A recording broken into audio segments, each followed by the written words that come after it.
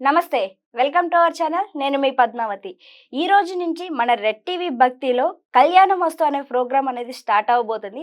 అయితే దీంట్లో కళ్యాణం గురించి మరియు కుజదోషాలు అనేక సందేహాల గురించి మనం చర్చించబోతున్నాం. అయితే ప్రతి ఒక్కరూ వీక్షించాలి అనుకునేవారు ఖచ్చితంగా దీన్ని చూసి వారికున్న సందేహాలను ఖచ్చితంగా తీర్చుకుంటారని మేము కూడా మనస్ఫూర్తిగా కోరుకుంటున్నాం. అయితే ఈరోజు మనతో పాటు ప్రముఖ జ్యోతిష్య మరియు వాస్తు పండితులు బ్రహ్మశ్రీ డాక్టర్ నాయకంటి మల్లికార్జున శర్మ గారు మనతో పాటు ఉన్నారు. అయితే ఆయనతో మాట్లాడి అసలు కళ్యాణంకి సంబంధించి కావచ్చు, మిగతా అనేక దోషాల గురించి కావచ్చు తెలుసుకునే ప్రయత్నం చేద్దాం. అయితే మీరు కూడా ఇక నుంచి ఈ కళ్యాణ మస్తు అనే ప్రోగ్రామ్ని ఖచ్చితంగా వీక్షిస్తారని నేను కూడా మనస్ఫూర్తిగా కోరుకుంటున్నాను. నమస్కారం గురువు గారు. గురుగారు, యాక్చువల్గా కళ్యాణం అని గుర్తు రాగానే కుజదోషం గురించి చూసుకుంటూ ఉంటారు. అయితే ఇక్కడ అబ్బాయికి కుజదోషం ఉండి అమ్మాయికి లేకపోతే, లేదా అమ్మాయికి కుజదోషం ఉండి అబ్బాయికి లేకపోతే వాళ్ళు వివాహం చేసుకోవచ్చా? లేదు అంటే ఒకవేళ ఇద్దరికి కుజదోషం ఉంది, అమ్మాయికి కావచ్చు అబ్బాయికి కావచ్చు, అప్పుడు వివాహం చేసుకోవచ్చు అంటారు. అసలు ఎలా చూసుకోవాలి ఈ కుజదోషాన్ని? తప్పకుండా అమ్మ. ఓం శ్రీ గురుభ్యో నమః. చాలామంది ఈ మధ్యకాలంలో ఏం చేస్తున్నారంటే కుజదోషం గురించి చెప్పేటప్పుడు ప్రజల్లో చాలామంది కూడా కొంత భయభ్రాంతులు చెందుతున్నారు. భయభ్రాంతులు అంటే కుజుడు ఏదో చేసేస్తాడనే ఒక ఉద్దేశంతో చాలామంది కూడా భయపడుతున్నారు, పేరెంట్స్ అవును. కానీ పిల్లలు కానీ. అసలు కుజుడు ఏంటంటే ప్రమాదాన్ని సూచించే గ్రహమే కుజుడు. ఉమ్, అంటే మంగళుడు అంటారు, అంటే మంగళకరమైన వాడే. కానీ జీవితాన్ని కొన్ని సత్యాలు నేర్పించేవాడు శనితో పాటు కుజుడు కూడా. ఉహుహు, అంటే ఒక వాహనాల మీద మనం వెళ్ళేటప్పుడు యాక్సిడెంట్ జరుగుతుంది అంటే మనం అంత స్పీడ్ వెళ్ళకూడదని కూడా అర్థం. అది కుజుడు కారణం. ఉమ్, రెండోసారి జాగ్రత్తగా మనం ఉండాలని అర్థం. అవును. చాలామంది కూడా కుజదోషం అనేది జాతకంలో ఉండే ఆ, పెళ్లికి సంబంధించిన విషయంలో మనం కుజుడిని చూసినట్లయితే 2, 4, 7, 8, 12 స్థానాల్లో జన్మలగ్నం నుంచి కుజుడు ఉంటే దాన్ని కుజదోషం అంటారు. ఉమ్, మనం గత వీడియోలో కూడా కుజదోషానికి కొన్ని ఎగ్జంప్షన్స్ చెప్పుకున్నాం, ఉమ్, భయపడాల్సిన పనేం లేదని. కానీ ఒక అబ్బాయి జాతకంలో, ఒక వధువు జాతకంలో కుజదోషం ఉంది, ఉమ్, ఒక వరుడు జాతకంలో కూడా కుజదోషం ఉంది. ఉమ్. మరి వాళ్ళిద్దరు కూడా ఇద్దరికి కుజదోషాలు ఉన్నప్పుడు చేసుకోవచ్చా చేసుకోకూడదు అవును. అనేది ఒక క్వశ్చన్ ఇది. ఉమ్, అయితే ఇక్కడ కుజదోషం విషయంలో ముందు ముఖ్యంగా వస్తే 2 జాతకాల్లో కుజదోషం అనేది ఉంటే వధువు జాతకంలో మైనస్ అని అర్థం, వరుడు జాతకంలో మైనస్ అని అర్థం. ఉమ్. అంటే మైనస్ ఇంటూ మైనస్ ప్లస్ అని అర్థం. ఓకే. అంటే ఈ జాతకంలో ఉండే ఏదైతే దోషాలనేవి ఉంటాయో ఆ జాతకంలో కూడా అలాంటి దోషాలు ఉంటాయి. ఉమ్, అంటే ఎందుకు కారణం, ఎందుకు గురువుగారు నిజంగా కుజదోషం అనేది ఉంటే ఇద్దరికి కూడా ఇబ్బందికరమైన వాతావరణమేగా ఆ ప్రాక్టికల్గా మనం ఆలోచన చేస్తే. అవును. అలా ప్రాక్టికల్గా ఆలోచన చేసే మెథడ్ వేరుగా ఉంటుంది, జ్యోతిష్యపరంగా వేరుంటుంది. ఉహుహు, జ్యోతిష్యపరంగా అంటే ఒక అమ్మాయికి కుజదోషం అనేది ఒకటి ఉంది, ఉమ్, అబ్బాయి కుజదోషం ఉంది. అంటే ఇద్దరికీ కోపం ఉంటుంది, ఇద్దరు కోపపడతారు, ఇద్దరు కలుసుకుంటారు మళ్ళీ. ఓకే. అంటే ఇద్దరు అనుకుంటారు. ఇప్పుడు చాలామంది మనం భార్యాభర్తలు చూస్తున్నాం, ఇద్దరు అరుచుకుంటారు, మళ్ళీ సాయంత్రం కల్లా ఇద్దరు కలుసుకుంటారు. అవును. వాళ్ళకి తిట్టుకోకపోతే కొట్టుకోకపోతే వాళ్ళకి ఆనందం ఉండదు కొంతమందికి. అలాంటి వ్యక్తులు కూడా ఉన్నారు సమాజంలో. మనం ఆ, ఆ, అందరినీ ఆలోచన చేస్తే అలాంటి వ్యక్తులు కూడా ఉన్నారు. కొంత డామినేషన్ చేసే వ్యక్తులు ఉంటారు, భార్య డామినేషన్ చేయొచ్చు, భర్త డామినేషన్ చేయొచ్చు. ఉమ్, ఇద్దరు డామినేషన్ వల్ల ఇద్దరు ఒక ప్యారలల్గా వచ్చే అవకాశాలు కూడా ఉంటాయి. అవును. కాబట్టి ఇక్కడుండే మైనస్ అక్కడుండే మైనస్ ప్లస్ అవుతుంది. ఉమ్, అంటే వాళ్ళ యొక్క బుద్ధులు కానీ తర్వాత వాళ్ళ యొక్క జాతకంలో కానీ ఏదైతే ఇక్కడ మైనస్ ఇంటూ మైనస్ ప్లస్ అవుతుంది. అవును. కాబట్టి ఇద్దరికీ ఒకే అనుగుణంగా ఉండాలి, ఇద్దరు ఒకే రకంగా ఉండాలి, ఇద్దరి యొక్క ఆలోచనలు కూడా ఒకే రకంగా ఉంటే సరిపోతుందని ఒక ఆలోచన చేస్తుంటారు. ఉమ్, ఇప్పుడు కుజుడు వాహనానికి కారకుడు, ఆరోగ్యానికి కారకుడు, అంటే ఆరోగ్యానికి ఇంపార్టెంట్గా కారకుడు. ఇప్పుడు ఇద్దరికి కూడా ఒక వస్తువు కొనుగోలు చేయాలంటారు, ఇద్దరు కూడా పరస్పరంగా ఆ వస్తువు కొనుగోలు చేయగలుగుతారు. ఉమ్, అలానే ఇక్కడ ఏంటంటే కుజుడు దోషం ఉంది అని అంటే ఇక్కడ మైనస్ ఉంటే అక్కడ మైనస్ ఇంటూ మైనస్ ప్లస్ అవుతుంది అని అర్థం. అంటే ఇద్దరికి కూడా బాగుంటుంది అని అర్థం. అందువల్ల ఇద్దరూ కుజదోషం ఉంటే వివాహం చేసుకోవాలని శాస్త్రం చెప్తుంది ఇక్కడ. కానీ ఒకళ్ళ కుజదోషం ఉండి ఇంకోళ్ళ కుజదోషం లేకపోతే చేసుకోకూడదు, లేకపోతే దాన్ని పరిహారాలు చేసి చేసుకోవచ్చు అని కూడా ధర్మశాస్త్రం చెబుతుంది ఇక్కడ. ఉహుహు, కానీ వాళ్ళ నక్షత్రాలకి రెండిటికి ఉందా లేదా కూడా చూసుకోవాలి మనం. కొంతమంది ఏం చేస్తుంటారంటే కుజదోషం ఉంది అని అనుకుంటారు, వాళ్ళ నక్షత్రానికి కుజదోషం ఉండకపోవచ్చు. హుహు. అలాంటివి కూడా ప్రత్యేకంగా కొంత అనాలిసిస్ చెయ్యాలి. అంటే కుజదోషం నిజంగా ఉందా లేదా, లేకపోతే ఇద్దరి కుజమహర్దశ జరుగుతుందా లేదా, ఇద్దరికి కూడా చిన్నప్పుడు కుజదోషం వెళ్ళిపోయిందా.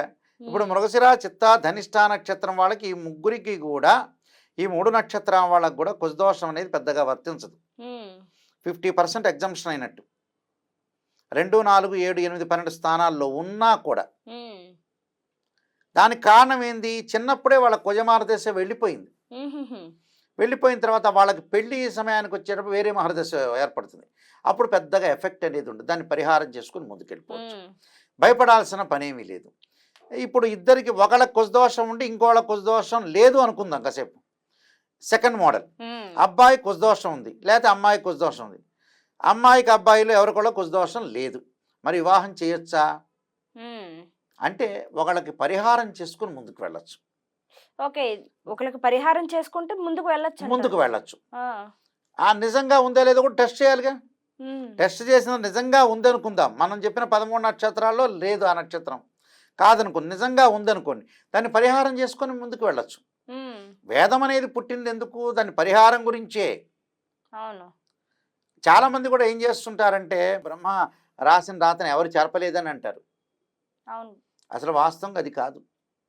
బ్రహ్మ హ్మ్. అందరికీ 193 దేశాలందరికీ కూడా చిట్టాపద్దుల్లా కామర్సులా రాయల.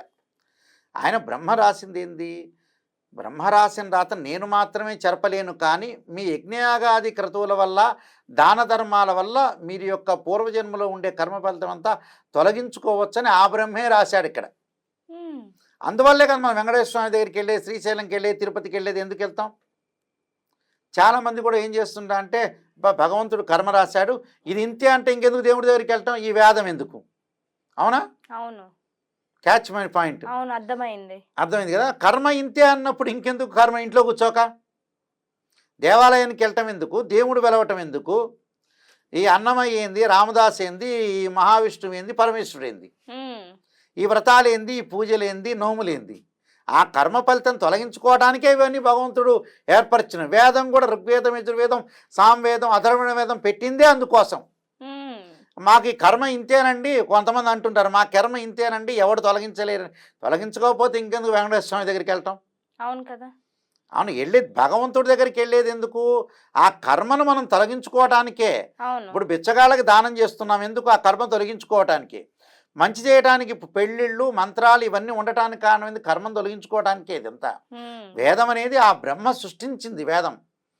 అంటే ఋగ్వేదం, యజుర్వేదం, సామవేదం, అథర్వణ వేదం 4 వేదాలు కూడా మరి ఎందుకున్నాయి, ఏంటంటే మన యొక్క కర్మను తొలగించడానికి. మంత్రశాస్త్రం అనేది భగవంతుడు ఇచ్చిన శాస్త్రం. హ్మ్. ఆ భగవంతుడు స్వయంగా ఆ నిర్మించిన శాస్త్రం అది.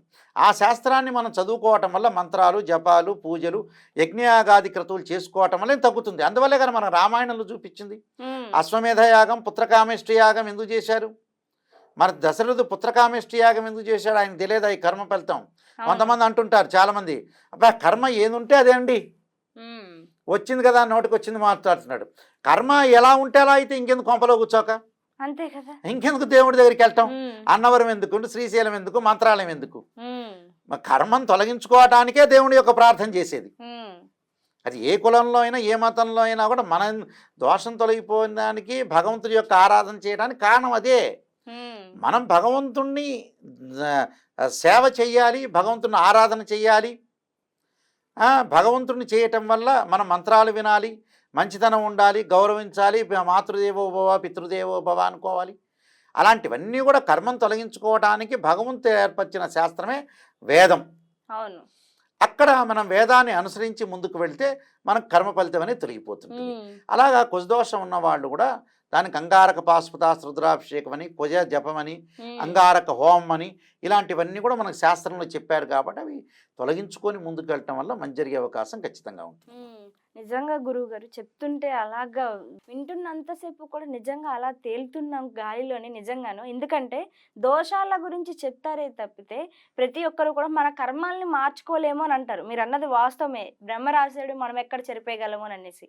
మరి అలాంటప్పుడు ఎందుకని అందరూ బిడ్డ క్షేమంగా పుడితే మేము నడిచొస్తామని మొక్కుతారు. తలనీలాలు ఇస్తామని అవును. మొక్కుతారు. మరి అలాంటియన్నీ ఇంకెందుకు మొక్కడం? అవును. వదిలేయొచ్చు కదా! దానికి విలువ ఆ! లేనట్టేగా అప్పుడు. అలా అవునవును. కాదు. కర్మ అనేది తొలగించుకోవటానికి భగవంతుడే చేసిన అవును. సృష్టి ఇది. హ్మ్. మనం మంచితనంగా ఉండాలి, యజ్ఞయాగాది క్రతువులు ఉండాలి, ఓం నమః శివాయ పంచాక్షరి చేసుకొని భగవంతుని ఆరాధన చేయాలి, అవును. పితృదేవతల్ని చక్కగా కొలవాలి. ఇవన్నీ చెప్పింది ఏంది? భగవంతుడేగా. అవును. నిజమే నీకు కర్మ గురుగారు. అనేది ఎలా తెలుసు? నీకు భగవంతుడు చెప్పింది. ఆ హ్మ్. భగవంతుడే చెప్పాడుగా కర్మను తొలగించుకోవచ్చని. హ్మ్. భగవంతుడే చెప్పాడు కర్మను తొలగించుకోవచ్చని. కర్మని ఎవ్వరూ తొలగించుకోలేరు. ఇవన్నీ చెబుతుంటారు.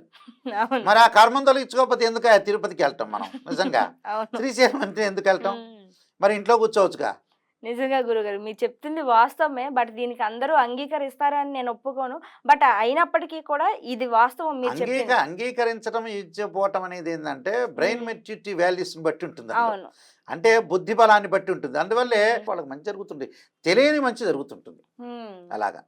నిజంగా గురుగారు. ఇంత చక్కటి సమాధానాల్ని మా కోసం మాకు తెలియని ఎంతో సమాచారాన్ని మాకు అందించారు. ధన్యవాదాలు గురుగారు. నమస్కారం మాకున్న అండి. మా ప్రేక్షకులకి నమస్కారం. అందించినందుకు.